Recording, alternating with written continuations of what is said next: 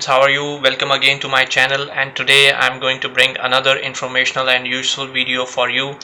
The video for today's topic is on Canada, the graduate applications for Canada specifically. Well, this video is related to the students out there who are pursuing their bachelor's, who are looking forward to complete their master degree studies in Canada or their doctorate level studies in Canada. So please stay tuned to the video and watch for the information that is shared in the video. Well, today's video is about graduate studies in Canada. Well, graduate studies in Canada, we usually refer to the studies which we do after completing our bachelor degree. So it is referred to as the postgraduate studies which we do in India. A graduate study can be any program like Masters of Engineering, Masters of Applied Science, Masters of Science. So a graduate study is typically a master's degree which you will pursue in Canada at Canadian universities.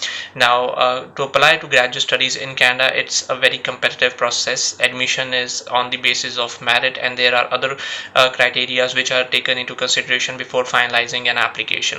So the faculty of graduate studies at many universities, they'll receive a huge volume of applications for a limited number of seats in their campuses for the graduate studies each year. So the admissions committee, they review thousands of applications, and out of those applications they filter out the applications which stand out for the admission to their coveted programs. So it is highly important that we work dedicatedly on our application, our graduate application which we submit to the university, so that we can improve and increase our chances for admission into a particular university.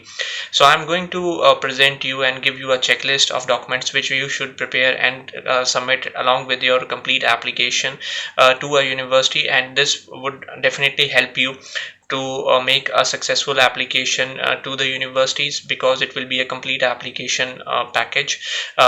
Before proceeding for the checklist, I want to inform you that different universities, they have different criteria and different admission procedures. They will have different admission requirements. So make sure that when you are looking forward to apply to a Canadian university, then you make a separate list of the universities which you are liking according to your career goals and your academic goals. In that list, mention the requirements which are mentioned by the university on their official websites, and make a chart for your self information, and based upon that chart, then tailor your application according to that. So it will be highly beneficial for you, so that you do not do a copy paste application, because universities can differ in the application process and in the information which they will ask in the application.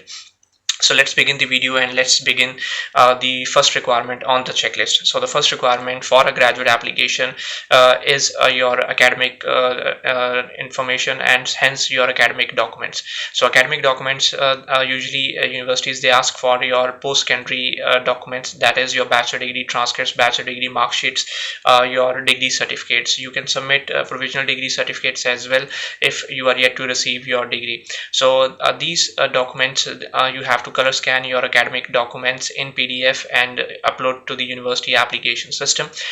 Some universities will ask you to courier or dispatch the official sealed transcripts from your issuing institution directly to the Canadian institution. So make sure that you dispatch officially sealed envelope of your academic transcripts from your issuing institution to the Canadian institution to which you have applied. Some universities need it before the admission decision is given, and some universities will ask for it once the admission decision has been made and an acceptance has been made on your application. So this information will be available on the website of the respective university, so do take a note of that. Moving on to the second requirement. The second requirement is called LOR, or letter of recommendation. Typically universities ask for 2 to 3 letters of recommendations from an applicant. Now these letter of recommendations, they can be of two types, or they can be submitted in two ways. Number one is a paper based LOR. So in a paper based LOR, there is a separate form which is available at the university's admission website or university website. You download that form and send it to your referee. Now who can be a referee? A referee is usually a professor, HOD, assistant professor, or dean who has taught you, who knows you well, and can write a letter of recommendation for you. So usually you will need 2 to 3 referees in your application. If you have work experience, then some universities also allow 1 referees or 1 reference from your work experience as well. So your HR manager or immediate manager can also be a referee for you in that case. So in a paper-based letter of recommendation, your referee will put the information on the form, sign it, seal it, and then dispatch it to the respective universities. Then there is the electronic letter of recommendation. In electronic letter of recommendation, you will provide the name, official email ID, contact details, address of your referee. The address will be the official address of the institution where the referee is employed or present, and you will submit this information as part of your application during the online process. So usually I will recommend that always try to provide the official email IDs. The official email IDs mean the domain registered email IDs. Try to avoid the IDs which are the generic IDs like Gmail or Yahoo based IDs, and some universities, and they do have a specific requirement for this also. So this information will also be available on the graduate application website. So in the electronic LOR, you provide the information, you provide the email IDs.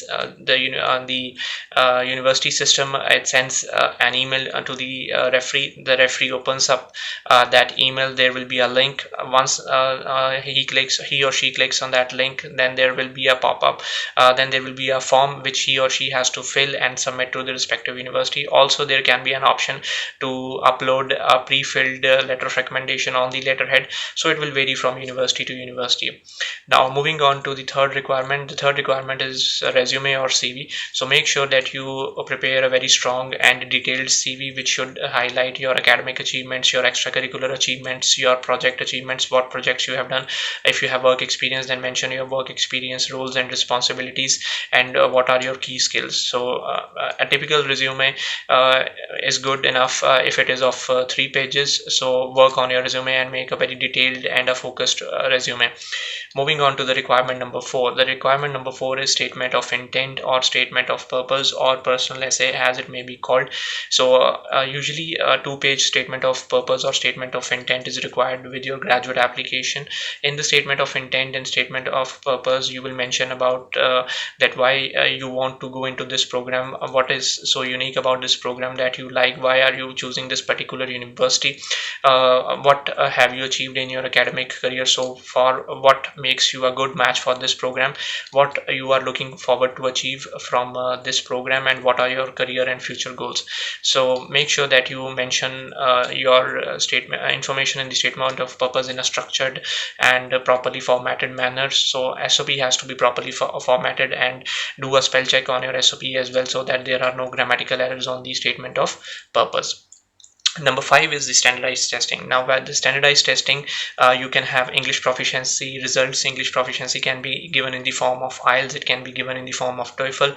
So you will have to upload a soft copy of your official test report on the admission portal, and also you will have to send an official report. So you will have to arrange your official test report form be sent from the official body to the respective university. The IELTS official test report form can be sent by courier. It can be sent electronically as well. So you will check this information on the respective websites. Now similarly, you will have GRE and GMAT test scores which have to be sent electronically. There are methods and there are procedures given for sending the GRE and GMAT scores on the respective websites. So please do go through them, and if you find any problem, then do let me know in the comments, and I will be happy to assist you with the official link information, so that you can find out that information for yourself.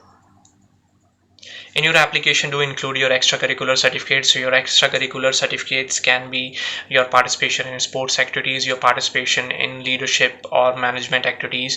So any such kind of activity which you have performed and which you feel which highlights your strengths and achievements, do include that as a PDF. If you have the certificates available of that activity, it will help you in your application.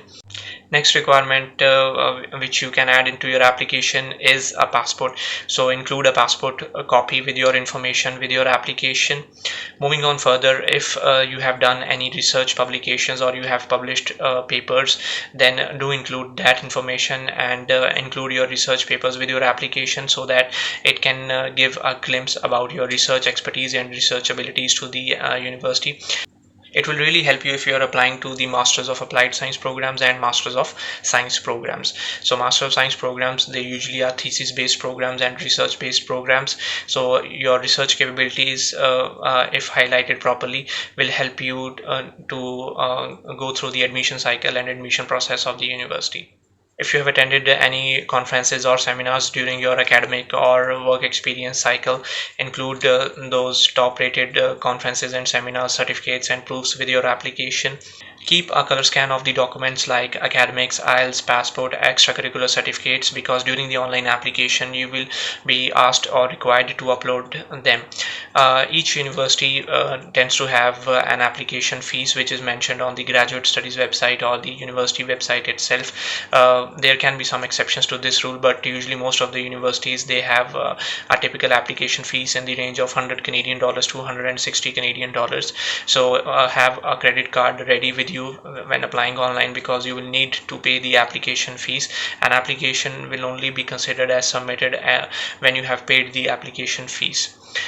In some universities, you can make up a conditional application as well. So when I say conditional application, it means, for example, you are in your BTech and you have received your seventh semester mark sheets, but you are still awaiting your eighth semester mark sheet and the provisional degree or the degree.